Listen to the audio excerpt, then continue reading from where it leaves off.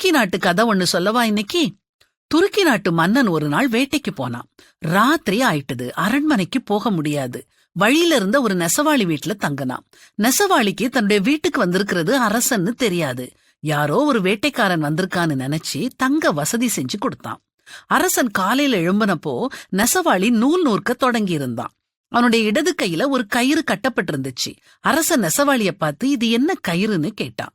அதுக்கு நெசவாளி, தொட்டில உள்ள குழந்தைய ஆட்டுற கயிறு, குழந்தை அழுதா இதை இழுப்பேன்னு நூலை நூற்றுக்கிட்டே சொன்னான். அவன் பக்கத்துல ஒரு நீண்ட குச்சி இருந்துச்சு.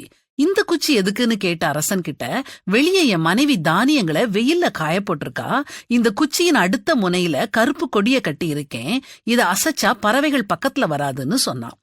அந்த நெசவாளி தன்னுடைய இடுப்புல மணிகளை கட்டி இருந்தான். இந்த மணியை எதுக்கு கட்டி இருக்கேன்னு அரசன் கேட்டான்.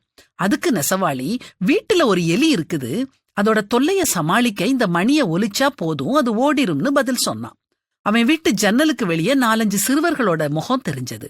அவங்கள பற்றி கேட்கும்போது, நூற்பு வேலை செஞ்சுக்கிட்டு இருக்கும்போது வாய் சும்மாதானே இருக்குது, அதனால அவங்களுக்கு எனக்கு தெரிஞ்ச பாடங்களை நடத்துறேன், அவங்க வெளியே இருந்துகிட்டே கேட்டுக்கிடுவாங்கன்னா.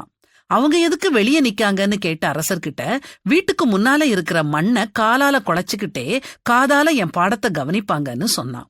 இது மட்டும் இல்ல, என் மனைவி கிரேக்கத்து பெண் ஒவ்வொரு நாளும் 10 சொற்களை ஸ்லேட்ல எழுதி வச்சுட்டு போவா, வேலை செஞ்சுக்கிட்டே அதையும் படிக்கிறேன்னு சொன்னான். அரசனுக்கு வியப்பு தாங்கல.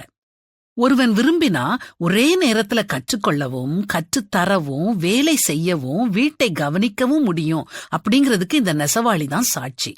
கடின உழைப்பை பற்றி வேதம் என்ன சொல்லுது? கடும் உழைப்பு எப்போதும் பயன் தரும், வெறும் பேச்சினால் வருவது வறுமையே.